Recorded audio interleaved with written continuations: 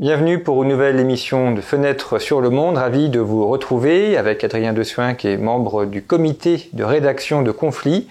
Nous allons partir cette semaine au Moyen-Orient pour une émission avec le professeur Gilles Kepel. Bonjour, merci beaucoup d'avoir accepté l'invitation de Conflit. Vous travaillez sur le Moyen-Orient, vous êtes un de nos arabisants et orientalisants et vous avez publié plusieurs ouvrages sur le sujet, notamment celui-ci qui est donc le dernier livre que vous venez de publier, Le prophète et la pandémie, du Moyen-Orient au djihadisme d'atmosphère, ouvrage dans lequel il y a un carnet de cartes qui est extrêmement fourni, qui a été réalisé par Fabrice Balanche, avec lequel nous avons réalisé un podcast que vous pouvez retrouver sur le site internet de Conflit. Et puis vous pouvez également retrouver Conflit en kiosque. Le dossier de ce mois-ci est consacré à la géopolitique de la peur. Et vous pouvez donc retrouver Conflit en kiosque et sur notre site internet pour le numéro actuel et pour les numéros précédents que vous pouvez acquérir en format papier et en format numérique. Alors, votre ouvrage est assez original, je dois dire, dans la manière de faire, puisque vous prenez une année entière, qui est l'année 2020, qui s'est écoulée, et autour de cette année, vous faites une analyse à la fois de la pandémie de coronavirus et des conséquences qu'elle a eues sur ce monde oriental, monde arabe oriental, et puis également vous analysez la question de la Turquie, c'est notamment le rôle joué par Erdogan autour de cette année. Donc on a à la fois une chronique de l'année 2020 pour le monde arabo-musulman et aussi une analyse dans le temps long de ce monde musulman et des évolutions qu'il y a eu au cours des 20 dernières années, ce qui est un exercice qui n'est jamais aisé d'associer à la fois l'analyse de l'actualité et une analyse plus profonde du temps long, associer ce double travail. Et je dois dire aussi que j'ai pris un grand plaisir à lire cet ouvrage qui est très bien écrit, très agréable à lire, ce qui ne gâte rien aussi, parce qu'on a parfois des ouvrages très intéressants mais un peu arides. Et là, le style littéraire est aussi très agréable, ce qui pour un ouvrage de géopolitique est également intéressant. Au cours de cette année 2020, donc vous soulignez évidemment l'importance de la pandémie, mais quel est pour vous le rôle réel de cette question du coronavirus dans le monde arabo-musulman et est-ce que celle-ci va avoir des conséquences dans les nouvelles cartes qui vont apparaître pour ce monde, pour cette région du monde? D'abord, merci pour votre invitation et votre aimable présentation du livre. C'est en effet pour moi quelque chose d'assez particulier que ce livre, puisque j'ai décidé de l'écrire à chaud. Et en fait, si j'ai pu le faire, c'est qu'il fait suite à celui qui figure en petit en édition de poche juste à côté, Sortir du chaos, qui a été paru en français dans sa première édition en 2018 et qui faisait le bilan d'un demi-siècle d'évolution du Moyen-Orient avec, comme si j'ose dire, moteur de l'histoire, les trois phases du djihadisme. L'Afghanistan et ses séquelles en Algérie, Égypte, etc., puis dans les années 80-90, puis Al-Qaïda, fin des années 90, début du 21e siècle, et ensuite Daesh jusqu'à 2018-2019. Et il m'a semblé que cette espèce de dialectique du djihadisme avait abouti à une situation de chaos, d'où le titre du livre précédent, de délabrement, que soudain, l'arrivée de la pandémie au début de l'année 2020 avait précipité d'une façon tout à fait stupéfiante, accélérant les lignes de faille, en créant d'autres et finalement établissant de nouveaux équilibres précaires, puisque on va voir peut-être tout à l'heure qu'avec l'arrivée de Joe Biden à la présidence, de nouvelles pièces ont été mises dans ce jukebox d'une certaine façon. Et il m'a semblé qu'il était important de faire une sorte d'arrêt sur l'image, vous voyez. Autant le Sortir du chaos, c'est un film, si j'ose dire. Là, c'est une photographie et qui s'efforce de comprendre quels sont les acteurs en présence, comment ils se distribuent les uns les autres, pourquoi ils ont émergé. J'ai articulé ce livre autour de deux grands blocs dont j'ai emprunté les noms à ceux qui s'affrontaient durant la Première Guerre mondiale. La triplice fréro-chiite d'un côté, donc la triplice, c'est ce qui désignait, c'est le terme italien qui désignait la triple alliance entre l'Empire ottoman, l'Empire austro-hongrois et l'Empire allemand. Et de l'autre côté, l'entente d'Abraham, et la triple entente, c'était bien sûr la France, la Russie et l'Empire britannique, jusqu'à ce que les États-Unis viennent s'y joindre précisément. Et entre autres parce que le Moyen-Orient d'aujourd'hui tire sa répartition géographique, sa division en États, en large partie du jeu des traités qui ont suivi la Première Guerre mondiale. Et du reste, l'événement peut-être le plus symptomatique de cette année, qui me semble être la réislamisation de Sainte-Sophie par Erdogan, a lieu le 24 juillet 2020, qui est le 97e anniversaire du traité de Lausanne, le jour où l'Atatürk militaire a bouté hors d'Anatolie, si j'ose dire, les Grecs, les Arméniens, les Français, les Italiens et autres, a construit ce qui va devenir le territoire de la République turque moderne, pour l'essentiel, il va s'étendre encore un peu, il s'étendra cette année justement, notamment au détriment de la Syrie. Et cela, il le fait donc en se mettant dans les pas de l'Atatürk militaire du traité de Lausanne, qui donc supprime le traité de Sèvres, 3 ans plus tôt, qui avait découpé l'Anatolie en petits morceaux pour le profit des puissances européennes qui avaient gagné la Première Guerre mondiale. Et il s'en sert pour tordre le bras de l'Atatürk laïque, qui avait désacralisé la mosquée établie à Sainte-Sophie après la conquête ottomane de 1453, la conquête de Constantinople, pour en faire un musée et un cadeau à l'humanité. Oui. Et donc, autour d'éléments comme ça, qui sont des éléments symboliques très forts, s'organise par exemple toute une vision de l'expansion à la fois turque et ottomane et islamo-ottomane. Elle va se traduire par exemple par l'envoi d'un navire gazier qui s'appelle opportunément le Oruç Reis, c'est-à-dire le corsaire barberousse, le corsaire ottoman, dans les eaux territoriales grecques et cypriotes, d'un corps expéditionnaire de quelque chose entre les janissaires et les bachibouzouk en Tripolitaine de Libye, idem en Azerbaïdjan, aux côtés du Nagorno-Karabakh et contre l'Arménie. Ça se traduira ensuite aussi par l'offensive médiatique et la campagne contre la France et Emmanuel Macron taxé d'islamophobie à l'occasion du discours du 2 octobre des Mureaux.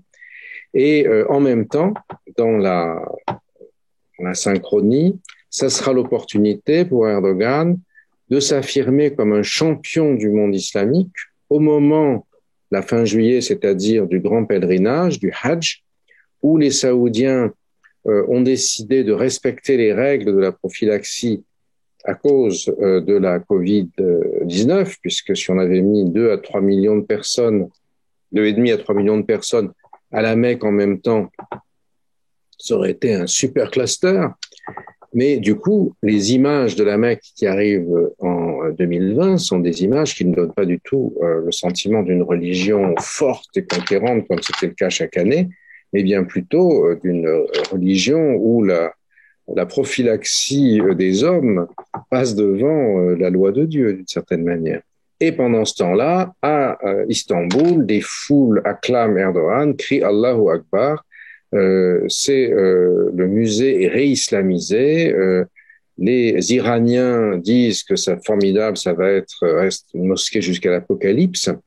Et on voit bien comment s'organisent les clivages autour de la revendication de l'islam politique entre différentes forces dans le monde musulman. Et ça fait penser aussi, et ça sera renforcé par l'attaque d'Erdogan contre Macron et la France, à l'ayatollah Khomeini, qui en 1989, le 14 février, fait sa fameuse fatwa de la Saint-Valentin contre Salman Rushdie, qui lui permet d'occulter le lendemain le retrait soviétique de Kaboul et défaite de l'armée rouge, qui sera le prélude à la chute du mur de Berlin quelques mois plus tard. Et de même que Khomeini faisait cela pour se proposer comme le héros et le champion des musulmans humiliés et offensés par le livre de Rushdie, entre guillemets, et donc damer le pion aux Saoudiens comme les champions de l'islam, de même Erdogan, si vous voulez, s'inscrit un peu dans la même logique. Donc, il m'a semblé intéressant à la fois d'observer ces événements de l'année 2020, il y en a d'autres dont on parlera tout à l'heure, l'alliance entre Israël et les pays arabes, etc., mais et de les situer en perspective, puisque bon, j'ai à peu près 40 ans de métier maintenant, hélas, ça commence à compter. Et donc, un événement comme celui-là, j'ai la capacité, je crois, de le faire consonner ou résonner avec tout ce que j'ai observé et pour la plupart des cas vécu, hein, parce que au moment de la fatwa de Rushdie, j'avais quand même 35 ans, donc j'étais quand même en état de lire et écrire et d'observer. Et il m'a semblé que c'était une opportunité unique et intéressante. Alors, pourquoi cette année 2020? Effectivement, il y a la pandémie qui bouleverse complètement notre représentation du monde. Je n'ai jamais rien vécu, j'ai 65 ans, je n'ai jamais rien vécu de semblable toute mon existence.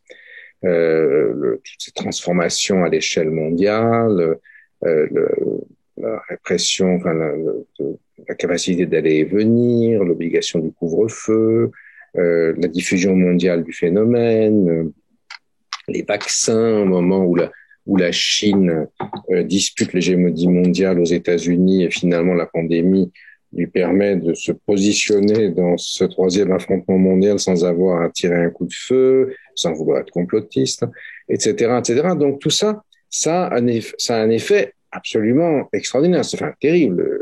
C'est une année qui est à nul autre pareil. Mais au Moyen-Orient, elle a un effet particulièrement important parce que elle va accélérer les contraintes qui posent sur le Moyen-Orient à l'échelle mondiale d'une manière inouïe. Pourquoi?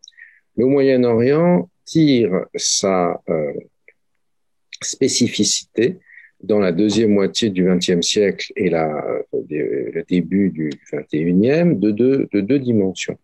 La première, c'est sa capacité d'être un exportateur d'hydrocarbures.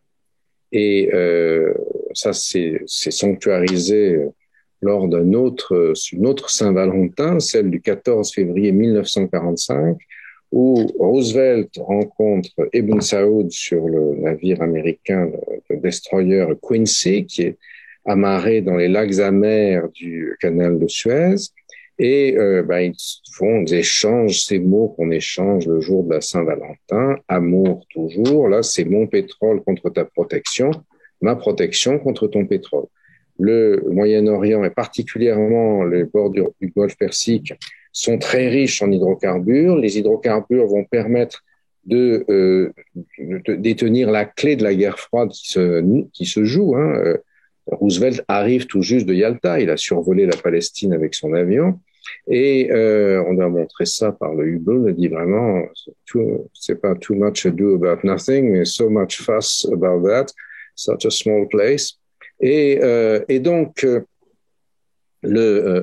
ce pétrole qui a donné sa force au Moyen-Orient, sa capacité unique de production, c'est ce qui, en 1973, après la guerre d'octobre, dite du Ramadan ou du Kippour, va faire des pétromonarchies une force dominante, non seulement de la région, mais un acteur absolument essentiel dans le système du monde.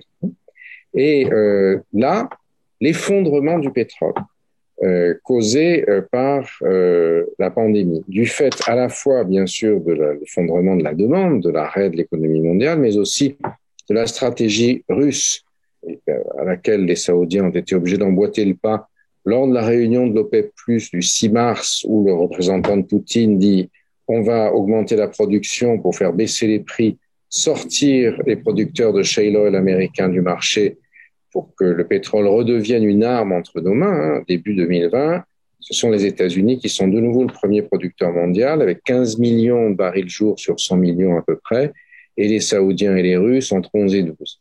Et ils n'anticipent pas que quelques semaines, 2-3 semaines plus tard, l'économie s'arrête et le pétrole va s'effondrer en mois d'avril, le 20 avril, si je me souviens bien, jusqu'à moins 36 $ le baril dans certains cas. Et ça, c'est quelque chose d'absolument hallucinant qui ne s'est jamais produit dans le passé et ça va accélérer la mutation.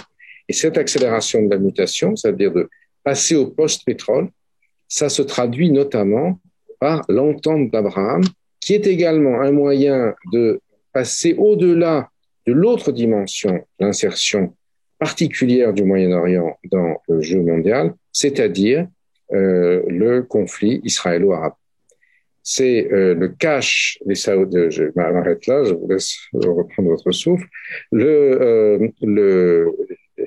La manne extraordinaire des fonds souverains des Émirats arabes unis, c'est à peu près 1 000 milliards de dollars sous gestion, allié à la Startup Nation israélienne, à la high-tech israélienne, tout ça, ça va créer une nouvelle dynamique. Enfin, en tout cas, c'est ce qu'espèrent les acteurs. Il y a peut-être toutes sortes d'aléas et d'impondérables que nous ne connaissons pas, qui permet à la fois de dépasser l'économie rentière du pétrole avec ses effets catastrophiques, non seulement pour l'avenir de la planète et le réchauffement global, mais aussi pour la destruction de sociétés qui sont mangées par la rente, comme l'Espagne a été détruite après la rente de l'or américain, si vous voulez, de l'or des Amériques, mais également de dépasser la contradiction israélo-arabe qui avait été la dimension principale, l'irritant principal de cette région depuis 1948.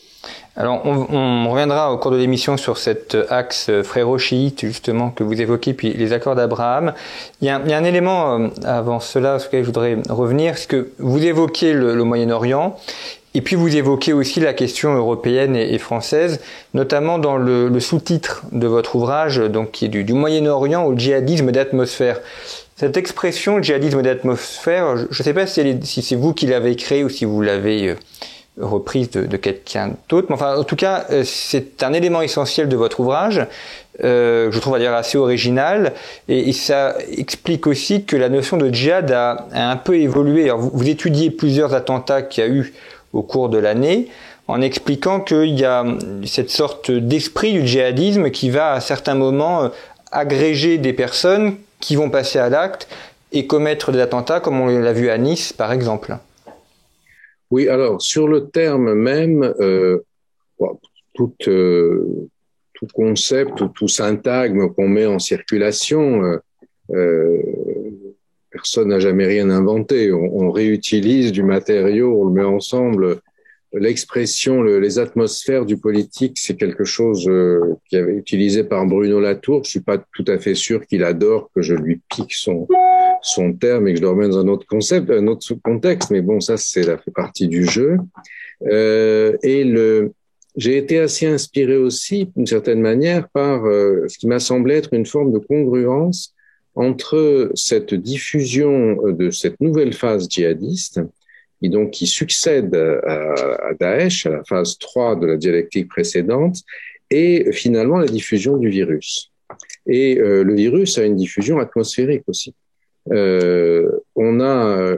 est mis en connexion avec des individus qui vous transmettent, qui vous contaminent, sans s'en rendre compte. C'est pas comme le sida, si vous voulez. Vous n'avez pas besoin de coucher avec quelqu'un ni de vous faire utiliser une seringue utilisée par un autre drogué. Ça, c'est plutôt quelque chose qui se référerait à un système d'organisation ou de réseau. Là, il n'y a pas de réseau. Puisque, par exemple, quand le professeur Samuel Paty est égorgé dans des circonstances, décapité, ce sont atroces, par le Tchétchène Abdullah Anzorov le 16 octobre 2020, on ne peut pas trouver que Anzorov appartenait à une quelconque organisation. Il n'avait reçu d'ordre de personne. C'est pas comme ce qui s'est passé quand le père Hamel dans l'église de Saint-Étienne-du-Rouvray a été poignardé par un djihadiste local et un autre qui venait de Haute-Savoie, qui avait été mis en contact à travers le réseau Telegram par un djihadiste algérien vivant en France, oranais de Roanne, Rachid Kassem, qui utilisait sa chaîne Telegram à partir de Raqqa dans le califat islamique. Vous voyez, là, on avait un système réticulaire, une sorte de rhizome à la Gilles Deleuze, si vous voulez. Là, maintenant, on passe de Gilles Deleuze à Bruno Latour, si j'ose dire, et à la pandémie. Et donc, il suffit que des individus se mettent sur des réseaux web qui ne sont pas destinés à eux, ou agissent ce que mon collègue Bernard Rougier appelle des entrepreneurs de colère, c'est-à-dire des gens qui vont désigner comme le père de l'élève du collège de Bois d'Aulne à la vindicte publique cet enseignant à partir de faits qui sont faussement relatés par la fille du père en question, puisqu'elle n'avait pas été en classe ce jour-là, ou bien Erdogan, entrepreneur de colère et également qui désigne à la vindicte la France. Et donc, vous avez des individus qui ont, si j'ose filer la métaphore, des comorbidités djihadistes, c'est-à-dire que ils sont allés se réislamiser sur l'Internet ou à partir de la fréquentation de groupes ou de mosquées ou de sermons, mais sans être dans une organisation comme telle, hein, dans un réseau, et ils vont être particulièrement sensibles, réactifs, si j'ose dire, positifs au virus qui passe sur le web et qui est mis en œuvre, qui est diffusé par les entrepreneurs de colère. Et donc, voyant la mise en cause du père par le père et par d'autres, par un pro Hamas, par un entrepreneur électoral islamiste de Seine-Saint-Denis, etc., voyant cette mise en cause, eux-mêmes n'appellent pas au meurtre, hein, bien sûr. Anzorov décide de passer à l'acte en utilisant ses méthodes à lui, c'est-à-dire de voyou, en achetant des élèves 300 € pour vérifier que c'est bien lui la bonne cible, comme quelqu'un qui exécute un contrat, si vous voulez, et aussi en utilisant tout ce qu'on a vu, parce qu'aujourd'hui l'ADN des gens, c'est leur téléphone portable, donc en faisant parler le téléphone portable et en voyant comment il s'est au cours de l'année écoulée graduellement coupé de plus en plus la société française. Il est entré dans une logique de séparatisme islamiste, hein, pour parler avec les termes du président Macron, et il décide de passer à l'acte et de venger le prophète et de décapiter.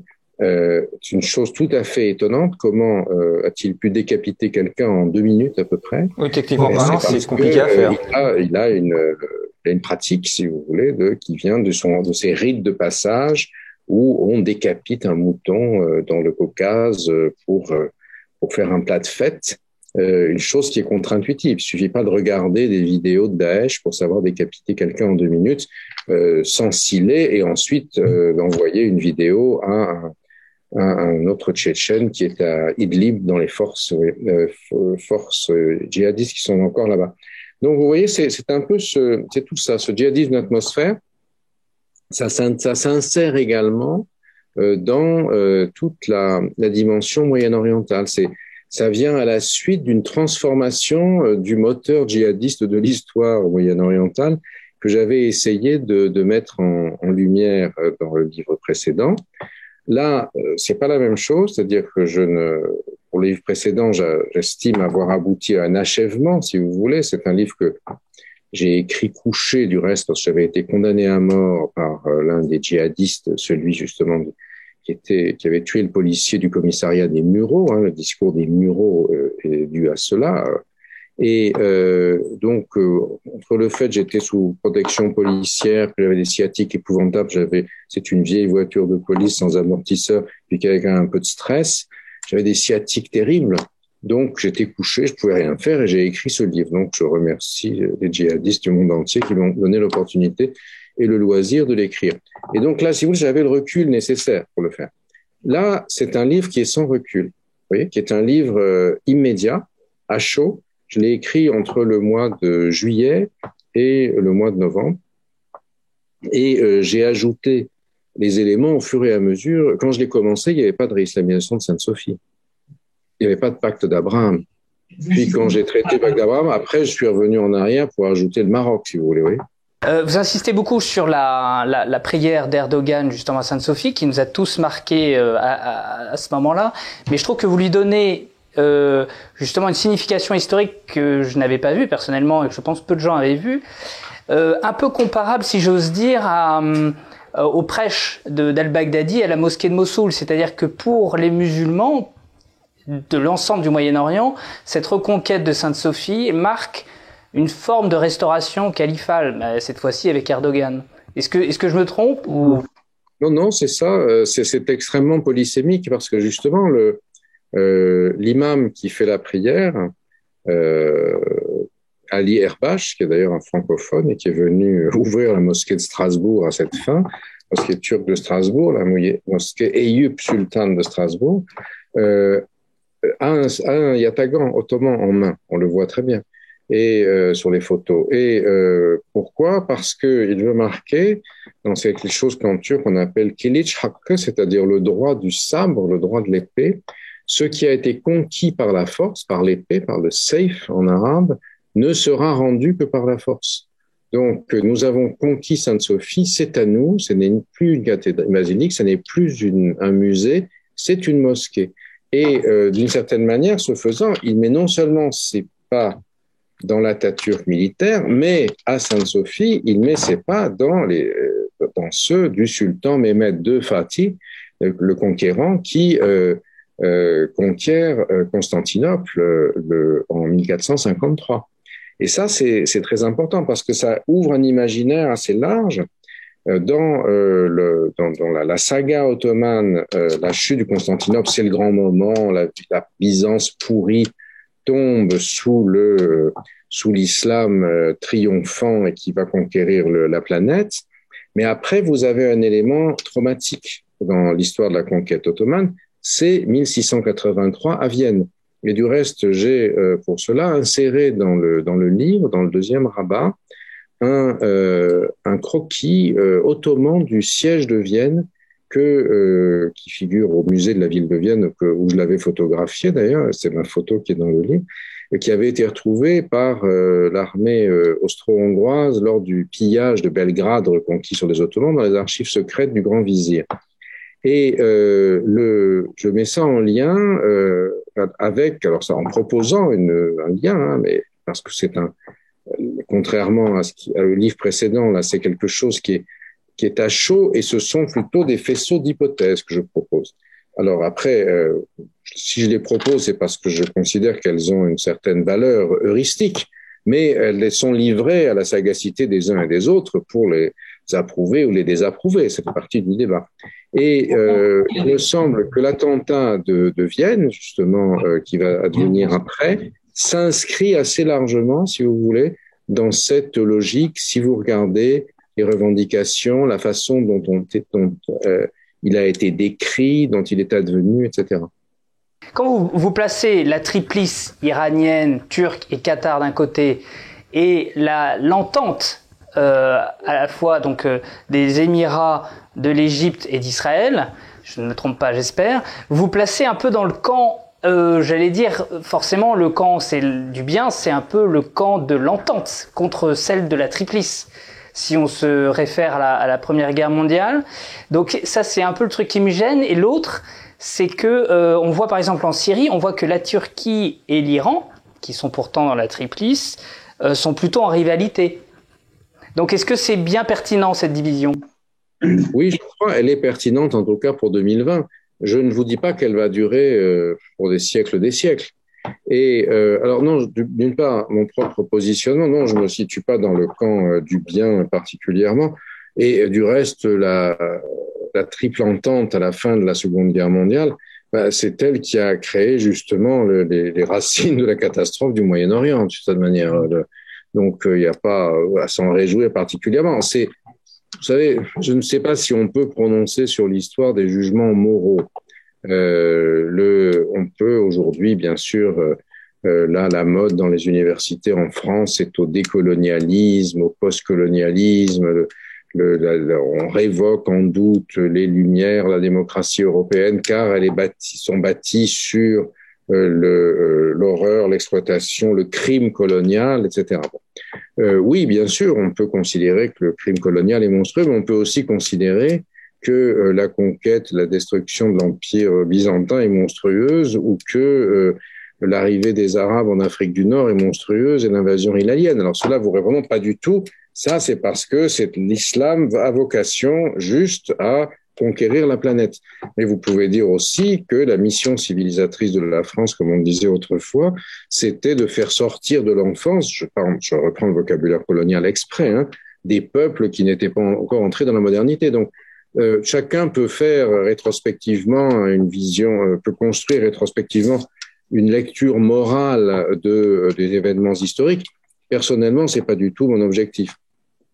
Donc, je pense pas qu'il y ait un camp du bien et du mal. Il y a dans la triple, enfin, l'entente abrahamique, il y a des éléments qui, dans leur traduction économique, permettent de transformer profondément le Moyen-Orient si le mariage de ce qui reste aujourd'hui au maximum de leur puissance, des fonds souverains, des pétromonarchies et la high-tech israélienne permettent de passer, par exemple, des énergies fossiles au pétrole vert. Vous voyez. Et là, ça veut dire qu'on change de logiciel économique et énergétique. Alors, le pétrole vert, ça veut dire des éoliennes partout. C'est pas forcément non plus la panacée. C'est pas le problème. Mais ce que je veux moi faire, c'est essayer d'identifier des moments de basculement dans l'organisation soit de la géopolitique, mais aussi de ses conséquences, par exemple, sur le djihadisme. Je ne dis pas que le modèle actuel de djihadisme est mieux ou moins bien que le précédent. J'observe la transformation de son modus operandi et j'essaie de le lier à des éléments plus importants et jusqu'à l'hypothèse de l'homothétie, si je puis dire, avec le virus, avec la pandémie. Maintenant, pour ce qui est de votre autre objection, que dans la triplice frérot-chiite, qui est évidemment délibérément contre-intuitive et provocante, puisque au départ, on a le conflit israélo-arabe, d'accord ? Ensuite, si vous regardez la dernière carte de Fabrice Balanche dans Sortir du chaos 2018, c'est l'axe croissant chiite qui est donc dans le rabat final. Regardez, non, le rabat final. Alors c'est pas, non, j'ai pas le bon ouvrage. Là, c'est le prophète et la pandémie. Donc c'est l'autre. Là, elle n'y est plus, justement, parce qu'on a évolué. Il y a donc une zone qui est là, le croissant chiite, qui est tout en jaune, qui va de Téhéran à Beyrouth Sud, si vous voulez, et à Latakia. Et puis, en face, vous avez un bloc sunnite, mais un bloc sunnite qui est déjà fracturé entre l'Arabie saoudite et ses alliés d'un côté et le Qatar, la Turquie de l'autre. Or, ce dont on se rend compte, c'est que, en réalité, le conflit sunnite-chiite qui avait une forte pertinence, même, par exemple, j'avais écrit un autre livre au moment des révolutions arabes, qui s'appelait Passion arabe, qui était bon là c'est encore un mode différent, c'est pas une chronique ni rétrospective, c'était un journal de voyage dans les soi-disant révolutions, les printemps, les soulèvements arabes de 2011, 2012, 2013. Et ce qui m'avait beaucoup frappé quand j'étais allé entre autres au Qatar, où le Cheikh Kardawi, donc la figure la plus emblématique des frères musulmans mondiaux, cheikh égyptien naturalisé qatari et télécoraniste en chef d'Al Jazeera, m'explique que le soulèvement à Bahreïn n'est pas un soulèvement parce que ce sont des chiites, c'est l'Iran qui les manipule, etc. À l'époque, on est complètement dans un affrontement qataro-iranien. Là, ça n'est plus du tout le cas parce que vous avez en fait les Qatariens, les Qataris et les Turcs sont dans un état d'esprit, une vision du monde qui est celle de l'islam politique des frères musulmans, qui est aussi celle des révolutionnaires iraniens, tout chiites qu'ils soient, parce qu'ils ont lu les frères musulmans. Khamenei a traduit 2 textes de Sayyid Qutb, le principal idéologue des frères radicaux, si j'ose dire, en persan. Et nonobstant la différence chiite-sunnite, le principal penseur économique des frères musulmans, c'était l'ayatollah Bakr al-Sadr, qui est un Irakien chiite, si vous voulez. Et donc, il m'a semblé là qu'il y avait une alliance entre eux qui dépassait cette opposition. Alors maintenant, vous faites une objection qui est tout à fait bienvenue, mais à laquelle je vais répondre, évidemment, qui est, mais qu'est-ce que c'est que cette histoire? En Syrie, d'un côté, les Iraniens et leurs supplétifs de tout poil, si j'ose dire, se sont portés au secours de Bachar el-Assad, tandis que les Turcs ont soutenu l'opposition islamiste, voire djihadiste, etc. C'est vrai, mais les choses changent fondamentalement en 2016, lorsque il y a le coup d'État mystérieux et pas complètement élucidé jusqu'alors contre la tentative coup d'État contre Erdogan en juillet 2016, imputé à l'imam Fethullah Gülen, son ancien complice pour s'emparer du pouvoir, réfugié aux États-Unis en Virginie, pas très loin du siège de la CIA, il faut dire, et donc les Russes fournissent pas mal d'informations à Erdogan. Erdogan se rabiboche avec les Russes, va ensuite acheter des S-400 et surtout change de braquet en Syrie. L'objectif n'est plus pour lui de faire tomber Bachar el-Assad et de promouvoir la victoire des frères musulmans dans le monde, en Syrie. Il s'accommode du maintien de Bachar el-Assad parce qu'il deal avec les Russes, c'est ça qui est le plus important. En revanche, son problème, c'est les Kurdes. Et donc, il va lâcher Alep. Alep tombe en décembre, si je me souviens bien, 2016. C'en est fini, c'est le début de la fin pour l'opposition.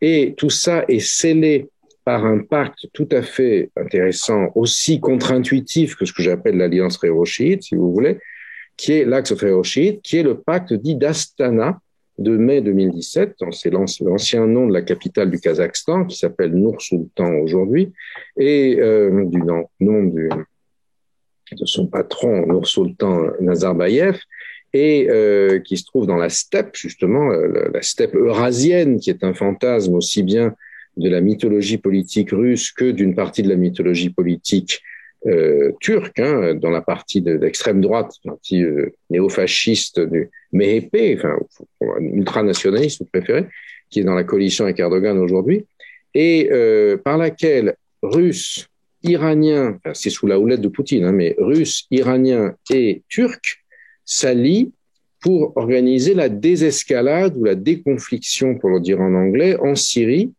qui fait à la fois sortir les combattants islamistes des zones encerclées par les chiites et la force d'Assad pour les amener dans la poche d'Idlib sous le contrôle de la police militaire russe. Pourquoi la police militaire russe? Pourquoi est-ce que les sunnites ont confiance? C'est parce que la police militaire russe, elle est sunnite justement. Ce sont des Tchétchènes, des Daguestanais, etc.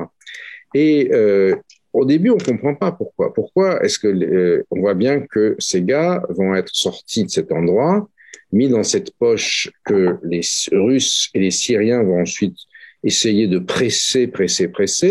Pourquoi est-ce que les Turcs acceptent ça? Quand ça s'est produit, j'ai pas compris. Ce qu'on découvre, ce qu'on comprend en rétrospective, c'est que tous ces soldats du djihad à Idlib, aujourd'hui, ce sont les supplétifs de la Turquie. Et ce sont ces gars qui n'ont plus de quoi manger, que les Turcs font solder par le Qatar, probablement, c'est les seuls qui peuvent payer, qu'ils envoient comme Bashi Bouzouk ou comme Janissaire, si vous voulez, plutôt comme Bashi Bouzouk, en Libye, qu'ils envoient au Karabakh, qu'ils envoient reconquérir, par exemple, vider les Kurdes d'Afrine en Syrie de la population, vider ces territoires de population kurde et le réarabiser, attaquer la zone entre Kobané et dans la zone autour de Kobané dans le nord, etc. Oui. Donc, en fait, l'alliance, elle a déjà été mise en œuvre. Cette alliance que vous dites contre nature et qui effectivement semble contre nature, elle a déjà été fixée dans le processus d'Astana. Qu'est-ce qu'il a aussi comme caractéristique, le processus d'Astana? C'est d'exclure les Occidentaux, évidemment. C'est-à-dire, c'est de faire en sorte que ce soit sous l'égide russo-irano-turque, mais une Turquie qui, bien que membre de l'OTAN, ne reporte plus aux États-Unis dans cette affaire, mais aux Russes, que s'effectue disons, la déconfliction du conflit syrien. Et ce phénomène, c'est ce qui a permis à la Russie, qui n'était plus qu'une puissance régionale, de redevenir une puissance internationale. C'est à travers la Syrie. Maintenant, c'est une puissance temporaire parce que le PNB de la Russie, dans les bonnes années, il est comme celui de l'Italie et dans les mauvaises années, comme celui de l'Espagne. Ça dépend du cours du pétrole. Et donc, la Russie ne peut pas garder la Syrie comme un boulet. Poutine il était au KGB quand l'armée russe soviétique est entrée en Afghanistan à Noël, le jour de Noël 79, la fleur au fusil. Et il a vu comment, 10 ans plus tard, les gars sont sortis une main devant, une main derrière. Et ça a détruit l'Union soviétique quand même. Donc là, il s'agit surtout pas pour Moscou que la Syrie devienne un boulet économique et politique ingouvernable. Et ça, c'est un vrai problème aujourd'hui. C'est d'ailleurs le conflit qu'ils ont avec Téhéran. Les Iraniens voient la Syrie comme une base de lancement de missiles sur Israël. Or, les Américains ont mis le Caesar Act le 17 juin de cette année, avec les photos de ce photographe donc syrien du renseignement qui a fait défection, avec des milliers de photos de gens massacrés, martyrisés, etc. Donc, le Caesar Act interdit tout commerce, tout négoce avec le régime d'Assad. Donc, la Russie est en train d'essayer de construire un régime post-Assad, si vous voulez, mais qui reste proche de la Russie, en Syrie. Donc, tout ça s'inscrit dans ces faits. Alors, encore une fois, je ne dis pas que l'axe fréro-chiite va traverser les millénaires. Mais ce livre a pour but d'analyser, de fixer à un moment donné les rapports de force dans la région et de proposer l'imputation d'hypothèses. Dans le jargon des sciences sociales, on dirait que c'est un livre à vocation heuristique, c'est-à-dire qui permet d'élaborer des hypothèses et qui est mis comme tel sur le marché, entre autres, le marché des idées, pour que justement vous me fassiez les objections que vous me faites, à moi d'y répondre ou de ne pas arriver à y répondre. Ça fait partie justement, Joseph Biden, en arrivant au pouvoir à Washington, a déjà quelque part remis en cause ce puzzle d'une triplice d'un côté et d'une entente de l'autre, puisque on a déjà vu le Qatar se rapprocher quelque peu de l'Arabie Saoudite, on a vu les États-Unis tendre la main à l'Iran pour renégocier l'accord sur le nucléaire et du coup s'éloigner un petit peu d'Israël et des Saoudiens. Donc est-ce que 2021 ressemblera à 2020 ? Probablement pas. Alors, il en est issu de toute façon. Ça, on ne peut pas le changer. Hein. Une année suit une autre, donc elle doit gérer, mais elle ne va pas continuer, puisque il ne vous a pas échappé, bien sûr, que Biden et Trump n'étaient pas la même personne, n'avaient exactement la même politique. Quoique, sur l'Iran et sur le pacte d'Abraham, Biden n'a pas l'intention de renoncer aux acquis de Trump. Alors, aux acquis peut-être positifs ou négatifs, comme vous le voulez, hein, du pacte d'Abraham, c'est-à-dire que ils ne vont pas, par exemple, Biden ne va pas remettre l'ambassade américaine à Tel Aviv. Il ne va pas revenir sur le coup exceptionnel en termes de géostratégie qu'a fait le Maroc de se faire reconnaître la marocanité du Sahara occidental, alors que le consensus onusien, c'était plutôt le référendum, profitant de la fin de l'ère Trump pour ne rien avoir à devoir à Trump, et aussi de l'affaiblissement considérable de l'Algérie le régime algérien considérant que le Covid, c'était formidable, ça les avait débarrassés du Hirak, mais ça a aussi contaminé le président Tebboune, bon, qui a peut-être aussi d'autres maladies. Et du coup, les Algériens qui avaient fait toute leur politique anti-marocaine sur le Polisario n'ont même pas pu avoir les éléments de langage pour répliquer, si vous voulez. Donc, tout ça, Biden, il prend une partie, sans le dire, de l'héritage géopolitique de Trump, très clairement. Alors, sur le Qatar, d'abord, je ne crois pas du tout que le fait que le blocus du Qatar ait été arrêté signifie que le Qatar se soit rapproché de l'Arabie saoudite. Non, c'est que l'Arabie saoudite et les Émirats n'ont plus le blanc-seing de Trump, parce qu'il n'y a plus de Trump, comme ça ne nous a pas échappé, pour le blocus. Donc, on arrête le blocus. Le blocus ne faisait pas l'unanimité du tout aux États-Unis. Le département de la Défense trouvait que c'était une connerie sans nom, puisque la grande base américaine dans la région, elle est à El Odeid, au Qatar. Il y a 100 avions là, qui, sur un claquement de doigts, peuvent vitrifier l'Iran, si vous voulez.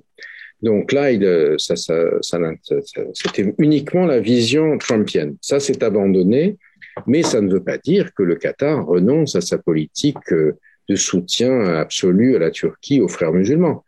Ça leur coûte moins cher parce qu'ils n'ont pas à payer des centaines de millions de dollars aux Iraniens qui les ont laissés passer avec leurs avions au-dessus de leur espace aérien, mais moyennant un droit de péage. Hein. Et donc ça, je crois que ça, sur la logique de l'axe frérot-chiite, ça ne change rien. Ça, conjoncturellement, si vous voulez, ça relâche la pression sur le Qatar, mais le Qatar, le livre, je crois que le chapitre s'appelle la carte s'appelle la résilience du Qatar, si vous l'avez sous les yeux. Ça ne change rien.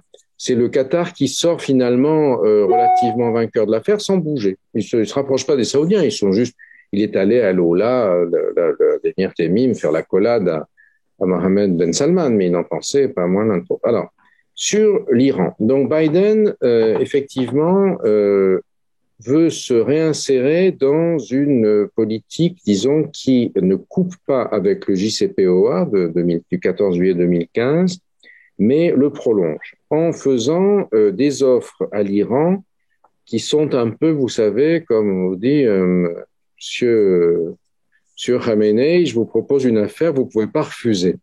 Je ne sais pas si vous avez déjà négocié comme ça, mais si vous l'avez fait, en principe, vous savez ce que vous voulez à la fin. Parce que l'autre est en situation de faiblesse. Et la situation de faiblesse, c'est que justement, les sanctions ont complètement rétamé l'Iran, la Covid énormément, puisque la théocratie iranienne n'a pas pu mettre des obstacles au pèlerinage au tombeau des saints chiites, etc. Donc, ça a fait que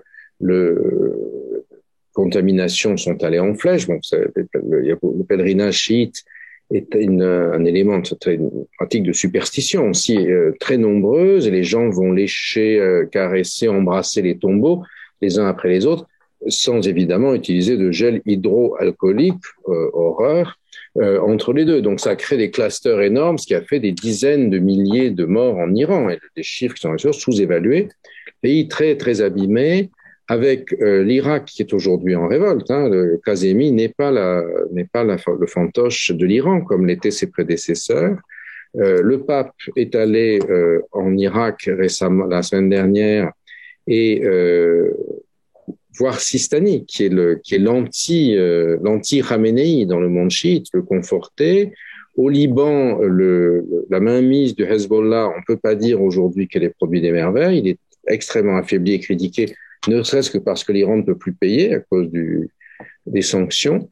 Et donc, c'est dans ces circonstances-là mais l'Iran a presque atteint le seuil pour fabriquer le yellow cake pour l'uranium nucléaire. Et donc, l'objectif de Biden, c'est justement d'essayer de le contraindre à changer, sinon de régime, du moins de comportement, non de régime change, mais plutôt de behavior change, dans un contexte où il y a des élections présidentielles en Iran au mois de juin. Donc ça, c'est quelque chose qui est destiné, à mon sens, à hâter les contradictions du régime iranien. Alors, évidemment, Biden n'est pas Trump, mais c'est pour ça que je vous ai dit, ce livre, c'est une photographie. Et je ne l'écrirai pas dans 20 ans, car je serai mort ou à la retraite tous les deux, mais je n'aurai pas, dans 20 ans, il ne sera pas écrit de la même manière, parce on relira 2020 en rétrospective. Et moi, je ne peux pas vous faire 2020 en rétrospective en 2020, si vous voulez. Mais là, à ce stade, je regarde toujours ce qui se passe. Là, je me sers de ce très bon site en ligne qui s'appelle Almonitor, que je crédite dans le bouquin, grâce auquel vous avez en temps réel à peu près tout ce qui se passe au Moyen-Orient. C'est quelque chose de formidable. Vous n'avez nulle part dans la presse occidentale, dans la presse arabe, bien sûr. Il n'y a pas de presse arabe. Et donc, libre, en tout cas, je n'ai rien vu au jour d'aujourd'hui qui me contraigne à changer quoi que ce soit que j'ai écrit dans le livre jusqu'à là. Donc, j'ai déjà tenu 3 mois, donc c'est déjà ça, si vous voulez. Il me reste plus que 9. 9 mois. Il y a un élément que vous soulignez dans votre ouvrage qui est la perte en France, la perte de la compréhension des événements et le fait qu'il n'y a plus d'arabisants ou d'orientalisants, de gens qui maîtrisent l'arabe et de personnes qui comprennent également les situations. Alors on a encore quelques professeurs dont vous faites partie notamment à l'université, mais c'est un élément que vous soulignez. Pardon ? Pour longtemps, en ce qui me concerne, moi, je vais. C'est ça. Et donc là, c'est un problème qui est grave aujourd'hui et qui sera peut-être encore plus grave dans les années qui viennent. C'est la perte de la transmission, le fait qu'il y a de moins en moins de personnes qui parlent l'arabe, donc qui ne peuvent plus comprendre ces événements et qui vont analyser le monde arabe et ce que vous avez appelé les banlieues de l'islam sans comprendre la langue utilisée. Donc forcément, il va leur échapper pas mal de choses de ces compréhensions. C'est même encore plus grave parce que l'effondrement de la connaissance de la région, à Sciences Po, il n'y a plus d'études du monde arabe. Le DEA, le master ont été fermés, la chaire a été fermée en décembre 2010, qu'on avait créé avec Rémi Levaux d'abord, puis quelques collègues et moi ensuite. En plein printemps arabe, on n'a pas fait de thèse. Il n'y a pas eu de sujet de thèse à Sciences Po sur les printemps arabes, on n'avait plus les moyens de le faire. Parce que l'argent qu'on avait cherché a été utilisé pour faire autre chose. Et il n'y a plus de master aujourd'hui sur le Moyen-Orient à Sciences Po. Alors moi, je suis maintenant à l'École normale supérieure. On essaye de faire quelque chose de nouveau. Et ça ne se fait pas en 2 ans, un master. Ça demande beaucoup de temps et je ne verrai pas le succès pas de mon vivant, mais enfin, en 3 ans, en 2 ans et demi, je ne peux plus être professeur d'université en France. Et donc, surtout, ça a été cet effondrement de la connaissance. L'autre jour, je l'ai déjà mentionné, on m'a demandé de reprendre l'amphi Boutmi à Sciences Po, à titre volontaire, parce qu'il n'y avait plus grand-chose. Donc, je l'ai fait. Bon, effectivement, c'est rempli tout de suite. Il y a 400 personnes qui s'inscrivent, mais qui n'ont plus aucune connaissance. Alors, je leur ai fait un cours sur le livre le plus récent, ce qui suppose de connaître un peu ce qui s'est passé avant. Donc, les étudiants s'y mettent, bien sûr, mais 4e année, c'est-à-dire dans 2 ans, voilà, des gens qui peuvent être dans des cabinets ministériels. Pas directeurs de cabinet, bien sûr, mais et au moins stagiaires faisant une note. Et au bout de 4 cours, une étudiante me dit « Monsieur, vous avez parlé des frères musulmans. Qu'est-ce que c'est que les frères musulmans ?» 4e année de Sciences Po. C'est pas sa faute. Je lui ai expliqué. Mais on pourrait estimer que c'est normal. À Menton, on avait créé un premier cycle monde arabe et musulman en 2005. L'arabe a été supprimé comme langue obligatoire. Les cours sur la région, dont le mien, sont optionnels. Avec d'autres, je sais pas s'ils ont macramé en option alternative ou autre. Et j'ai demandé dans le cours que je fais au printemps, 2e année, combien d'entre vous étudiez l'arabe? Personne. Il y avait un élève qui connaissait un peu l'arabe, qui est franco-libanaise. Et là, je suis effaré par l'effondrement par rapport à ce que nous faisions il y a 15 ans ou 20 ans, si vous voulez. Et surtout par la substitution à cet effondrement de la connaissance par l'idéologie. Quand on supprime les études arabes, mais on célèbre le Hijab Day. On supprime les études arabes, mais on a à la place l'idéologie postcoloniale, décoloniale, islamo-gauchiste et tout ce que vous voulez. C'est-à-dire que on porte un jugement normatif sur cet univers. Alors celui-là, on n'a pas le droit d'avoir une approche critique, mais on en a d'autres qui sont hyper critiques. Tout ce qui est arabe est mauvais ou musulman est mauvais.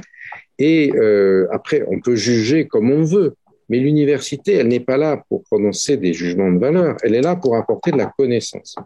Or, ce que j'ai vu, c'est l'effondrement de la connaissance.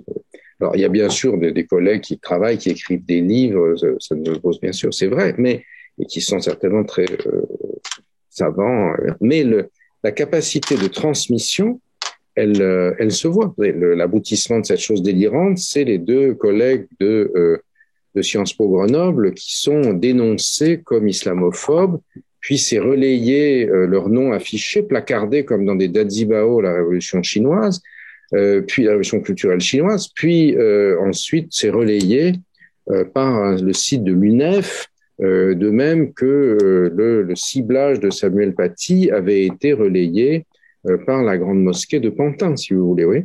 Et là, on est vraiment dans un problème qui me semble très préoccupant. Moi, j'ai déjà été condamné, je suis insulté à longueur de journée sur le web islamiste. Je m'en fous. Moi, je suis visible, j'ai suffisamment, j'ai de quoi me retourner, de quoi me défendre, mais je pense à, j'ai l'âge que j'ai, l'autorité que j'ai, pour le meilleur ou pour le pire.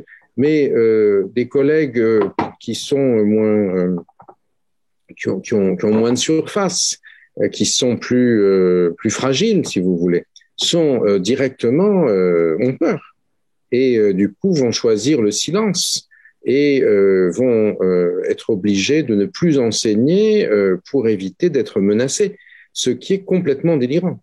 Et alors quand j'ai vu, quand il y a eu la polémique après les propos d'un Vidal, les conférences des présidents d'université disent ça n'existe pas l'islamo-gauchisme. Je renvoie à un éditorial de Laurent Geoffrin dans sa lettre la semaine dernière qui dit ça n'existe pas. Et alors, lui, on ne peut pas dire que c'est un homme de droite, Laurent Geoffrin.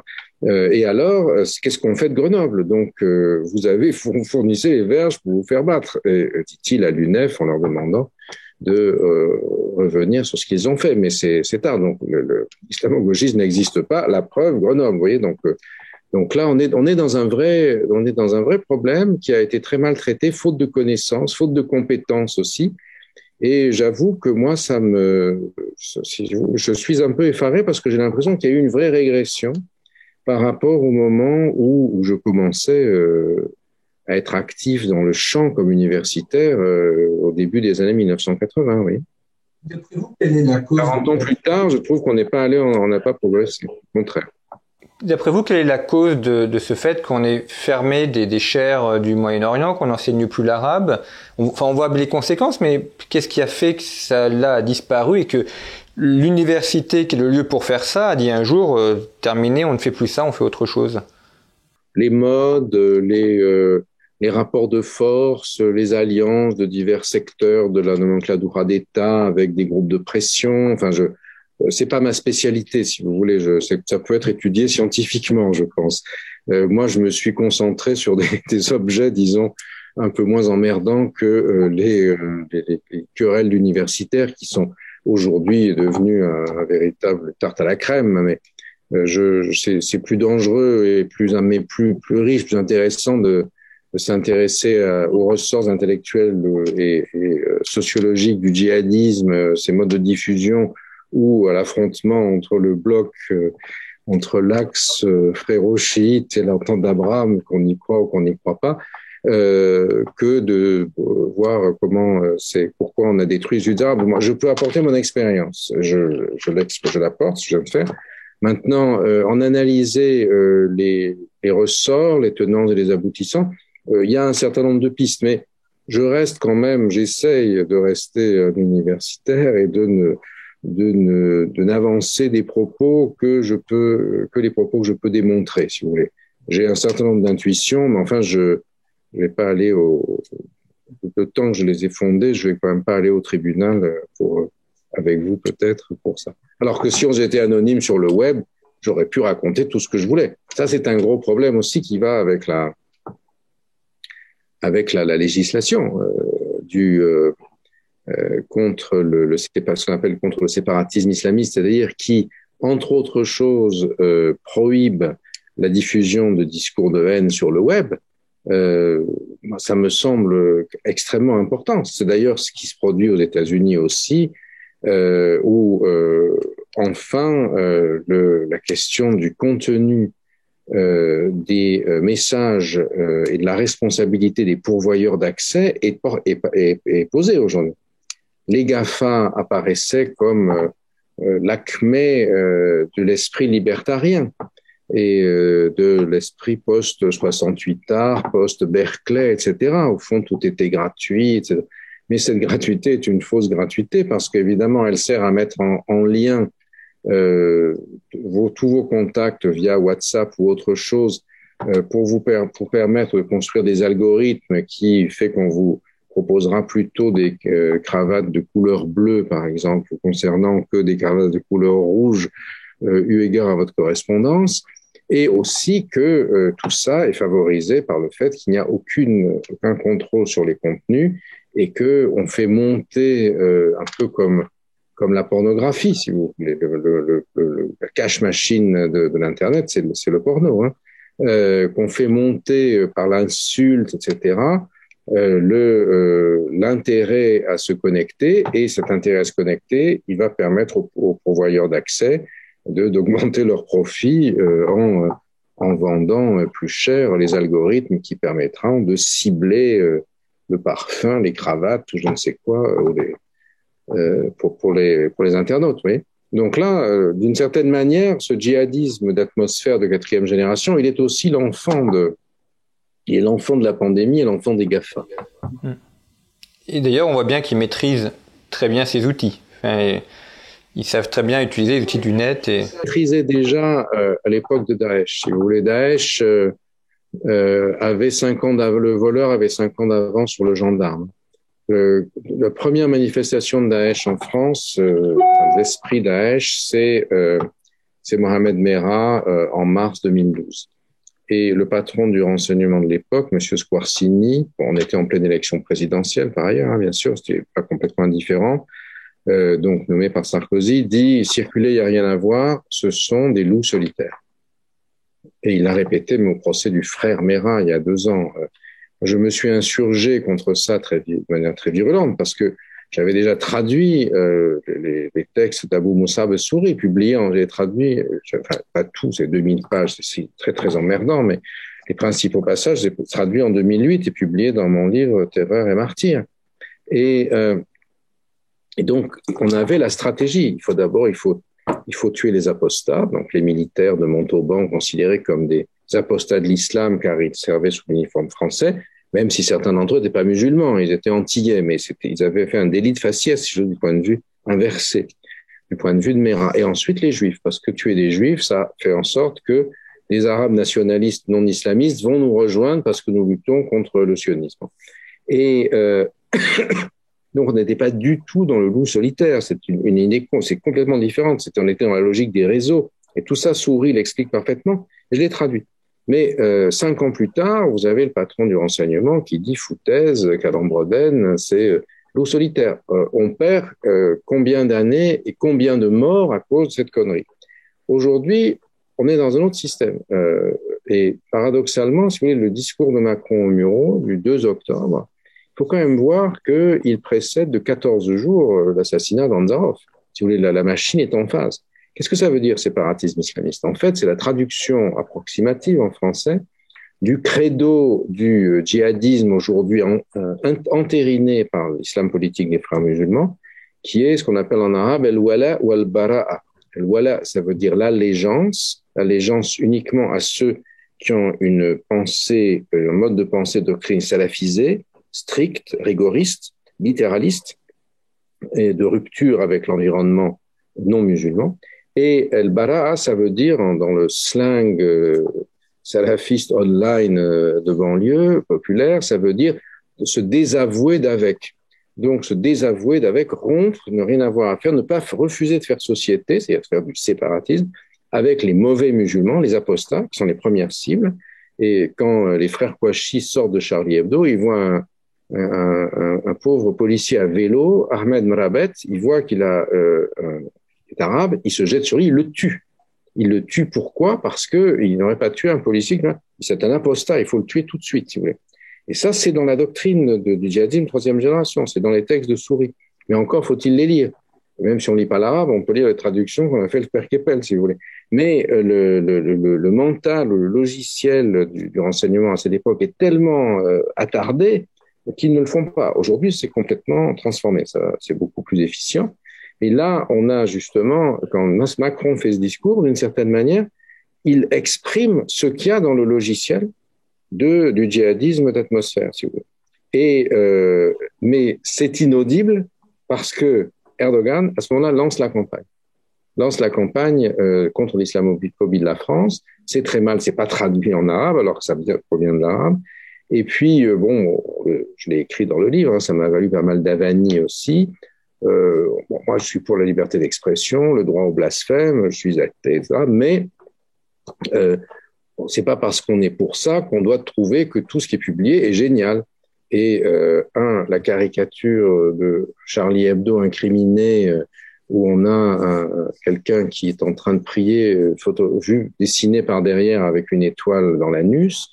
Moi, j'y vois rien de blasphématoire. J'y vois surtout un manque de respect de la dignité humaine de quelqu'un qui est en train de prier. Moi, je ne prie pas, mais je vois pas pourquoi je montrerai comme ça quelqu'un qui prie.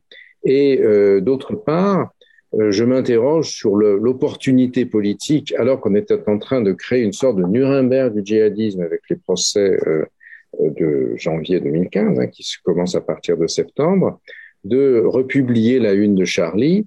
Résultat, c'est l'occasion pour Erdogan, les Iraniens, les Pakistanais, etc., de lancer avec le Cher de Lazare qui essaye de s'en servir pour négocier par rapport à Sisi un peu plus d'espace.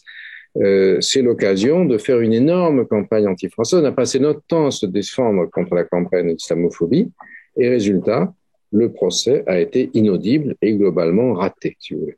En fait, le Covid n'a rien arrangé, puis les gens tombaient tous malades aussi. Et donc là, qu'ils publient ce qu'ils veulent, les gens de Charlie, mais on a le droit d'en faire le bilan, si vous voulez. Parce que Charlie Hebdo, il est interdit de les critiquer. C'est pas c'est ça. Ça, vraiment, je ne suis pas vraiment en odeur de sainteté dans les colonnes de Charlie après avoir écrit ça, mais je pense que c'est un débat qu'il faut pouvoir avoir et que les gens de Charlie soient capables de débattre de ce qu'ils font de manière adulte, si vous voulez. Alors, bien sûr, ils ont subi le martyre, mais malheureusement, il y en a d'autres aussi qui ont subi le martyre. Bien, merci beaucoup, Jules Keppel, pour ces échanges autour de votre ouvrage, notamment, dont je rappelle le titre, Le prophète et la pandémie du Moyen-Orient au djihadisme d'atmosphère, qui est paru chez Gallimard. Un cahier central de cartes réalisé par Fabrice Balanche. Toutes les références de l'ouvrage sont à retrouver sur le site internet de Conflit. Vous pouvez également retrouver le dernier numéro de Conflit, dont le dossier est consacré à la géopolitique de la peur, en kiosque et sur notre site internet, site sur lequel vous pouvez également acheter les anciens numéros en format papier et en format numérique. Merci beaucoup pour votre fidélité et à très bientôt.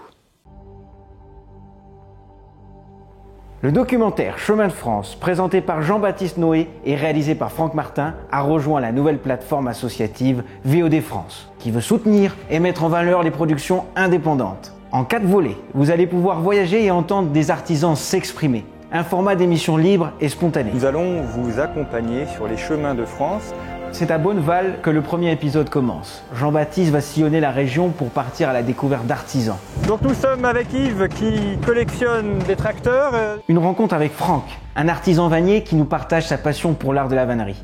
Avec Emmanuel, un agriculteur et microbrasseur. Une autre rencontre atypique avec Yves et Laurent, collectionneurs et amoureux de vieux tracteurs. Une balade en calèche avec Patrice. Jean-Baptiste va aussi passer à l'ancien prieuré de Marmoutier, forteresse isolée se dressant au milieu des champs de blé. Une nouvelle étape gastronomique avec la fameuse terrine bonnevalaise, élaborée par la confrérie des Fêlés.